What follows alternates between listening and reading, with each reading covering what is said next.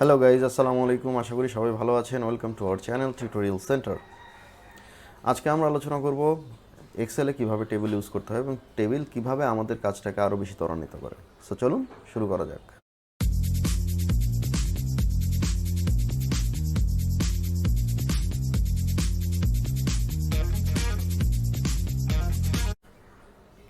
আমরা এখানে একটি রেঞ্জের ডাটা সেট নিয়েছি। এটি একটি ডাটা সেট। এখানে রিজিয়ন, এরিয়া, টেরিটরি, মান্থ এবং টোটাল আউটলেট ডিস্ট্রিবিউশনটা দেওয়া রয়েছে। এখানে যদি আমরা প্রত্যেকটা সেলে ক্লিক করি, দেখুন সেলগুলোর নাম চলে আসছে B2, C2, D3। সো এগুলো ইন্ডিভিজুয়ালি নাম আসছে। দ্যাট মিন্স এই রেঞ্জটাকে আমরা এখনও টেবিলে পরিবর্তন করিনি বা টেবিলে রূপান্তরিত করিনি। সো টেবিলে রূপান্তরিত করার জন্য আমি এই রেঞ্জটাকে সিলেক্ট করে নিচ্ছি। সিলেক্ট করে আমি Ctrl+T ক্লিক করছি। Ctrl+T ক্লিক করার পরে এখানে একটি চেকবক্স এসেছে যেখানে আমার রেঞ্জটা দেখাচ্ছে, রেঞ্জটা ঠিক রয়েছে। এবং এখানে নিচে একটি অপশন রয়েছে, মাই টেবল হ্যাজ হেডার্স।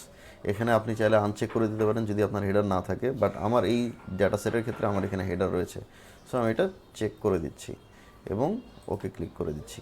দেখুন আমার এটা কিন্তু টেবিলে রূপান্তরিত হয়ে গেল। এখন টেবিলের দুটো ইম্পর্ট্যান্ট সাইড আমি দেখিয়ে দিচ্ছি।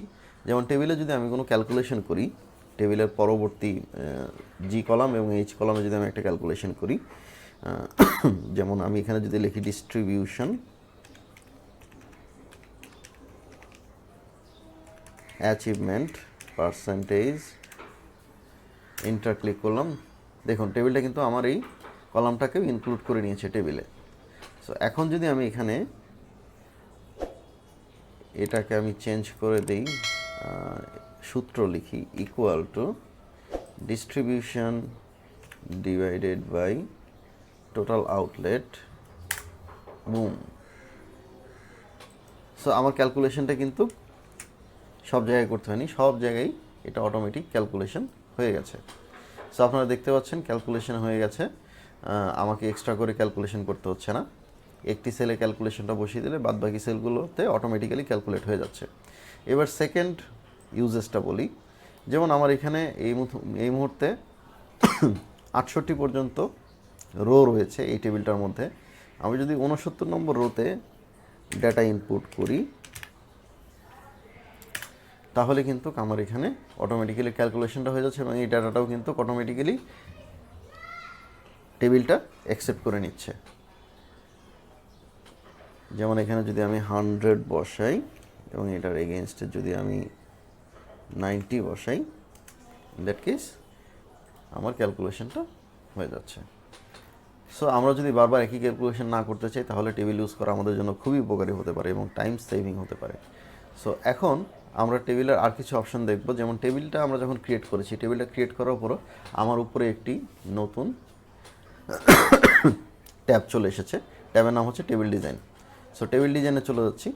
দেখুন এখানে কিন্তু আমার টেবিলের নাম দেওয়া আছে টেবিল 6। আমি চাইলে এখান থেকে টেবিলের নামটা চেঞ্জ করতে পারবো। টেবিল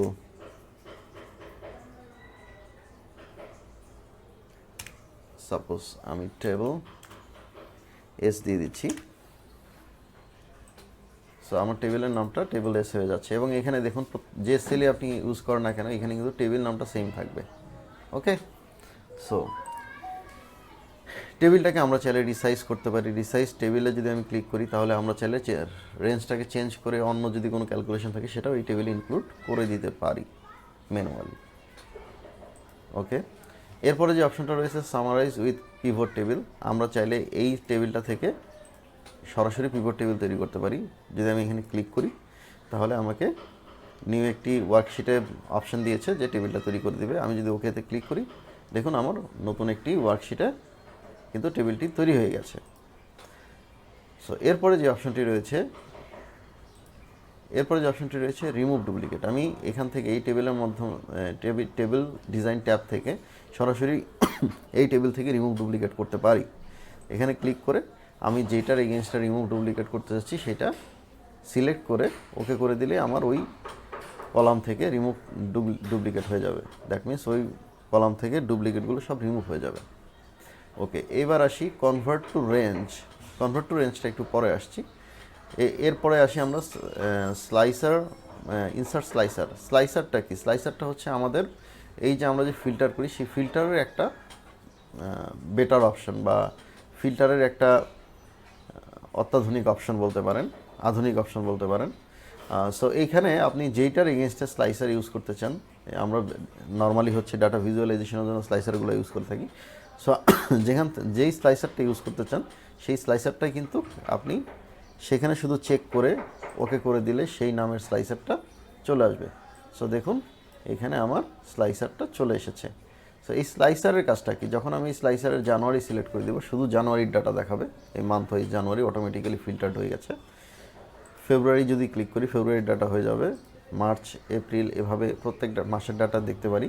যদি আমি স্লাইসারে ফিল্টারটা উঠিয়ে দিতে চাই এখানে ক্লোজ চিহ্নে ক্লিক করলেই এটা উঠে যাচ্ছে। ওকে, এরপরে এই টেবিল ডিজাইন ট্যাবে এরপরে যে অপশনটি রয়েছে সেটা হচ্ছে আপনি এখান থেকে ডাটা এক্সপোর্ট করতে পারেন শেয়ার পয়েন্ট লিস্ট এর মাধ্যমে। এরপরে যদি কোনো এটা এক্সটার্নাল ডাটা থেকে নিয়ে আসেন সেটাকে রিফ্রেশ করতে পারবেন। এরপরে দেখুন হেডার রো। হেডার রো যদি আপনি না রাখতে চান, এটা হেডার রো, হেডার রো যদি আপনি না রাখতে চান এখানে চেক আউট করে দিবেন, হেডার রোটা চলে যাবে। বাট হেডার রোটা আমি রাখতে চাচ্ছি, দ্যাট ওয়াইজ চেক ইন করতে দিচ্ছি। টোটাল রো, টোটাল রোটা যদি আপনি চান তাহলে টোটাল রোতে ক্লিক করবেন, দেখুন নিচে টোটাল রোটা অ্যাড হয়ে যাবে। আর যদি না চান তাহলে এখানে চেক আউট করে দিবেন। এরপরে ব্যান্ডেড রো, এখানে দেখুন প্রত্যেকটা রোয়ের পর একটা রো গ্যাপ দিয়ে দিয়ে একটা ব্যান্ডেড রো রয়েছে। ব্যান্ড বলতে এই যে কালারফুল যে রোটা দেখা যাচ্ছে এটাকে আমি ব্যান্ড রো বলতেছি। এটাকে যদি আমি উঠিয়ে দিতে চাই তাহলে এখানে চেক আউট করবো, চেক আউট করলে ব্যান্ড রোটা উঠে গেল। আবার আমি যদি সিলেক্ট করে দিই তাহলে আবার ব্যান্ডেড হয়ে গেল। ওকে, এরপরে হচ্ছে ফিল্টার বাটন রয়েছে। ফিল্টার বাটনটাকে যদি আমি চেক আউট করি তাহলে ফিল্টার অপশনটা উঠে গেছে এখান থেকে, হেডার থেকে। বাট এখানে কিন্তু আমার স্লাইসার কাজ করবে, স্লাইসার কাজ করবে না এরকম নয়, ফিল্টার না থাকলেও স্লাইসার কাজ করবে। ওকে, এবার আসা যাক ব্যান্ডেড কলাম। আমরা যদি ব্যান্ডেড কলাম দিই তাহলে কলাম ওয়াইজ ব্যান্ডেড হয়ে যাবে। ব্যান্ডেড রোটা উঠিয়ে দিলে ভালোভাবে বোঝা যাবে। দেখুন কলাম ওয়াইজ আমরা ব্যান্ডেড করে দিয়েছি, কলাম ওয়াইজ এই কালারটা চলে এসেছে। সো আমি কলাম ওয়াইজ করতে চাচ্ছি না, আমি রো ওয়াইজ রাখলাম, বা আমি একটাও রাখতে নাও পারি, সমস্যা নেই।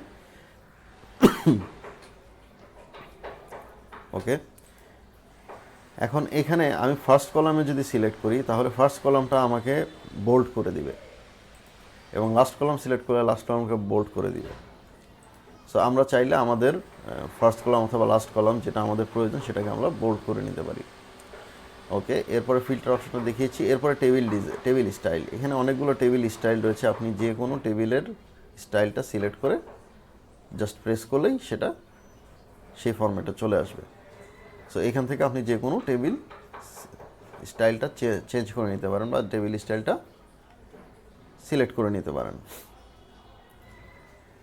ওকে, সো এবার আমি তো এটাকে টেবিল করেছি। অনেক সময় দেখা যাচ্ছে যে আমাদের টেবিলের কাজ শেষ বা টেবিল আমাদের আর দরকার নেই, আমাদের এটাকে রেঞ্জ হিসেবে দরকার। তখন আমরা এটাকে আবার রেঞ্জে কিভাবে চেঞ্জ করবো, মানে টেবিলটাকে উঠিয়ে দিব, টেবিল ফাংশনটাকে উঠিয়ে দিব কীভাবে? সো এটাও খুব সিম্পল। এখানে আমরা এই যে কনভার্ট টু রেঞ্জে ক্লিক করব। এখানে একটি চেক বক্স এসেছে, do you want to convert the table to a normal range. আমি ইয়েস দিয়ে দিচ্ছি। ইয়েস দিলেই দেখুন এখান থেকে কিন্তু আমার যে স্লাইসারটা ছিল স্লাইসারটি চলে গেছে, কারণ এটা টেবিল নেই, টেবিল না থাকলে এটা স্লাইসার ইউজ করা যায় না। সো টেবিল চলে গেছে এবং টেবিল অপশনটাও চলে গেছে। দেখুন উপরে কিন্তু টেবিল ট্যাবটা নেই এবং এটা নর্মাল রেঞ্জের মতো কাজ করবে এখন। সো বন্ধুরা, এই পর্যন্তই আজকের ভিডিও। আশা করি ভিডিওটি আপনাদের জন্য হেল্পফুল হবে। ভিডিওটি পছন্দ হলে লাইক, শেয়ার এবং কমেন্টস করুন। ধন্যবাদ সবাইকে, দেখা হবে পরবর্তী ভিডিওতে। আল্লাহ হাফেজ।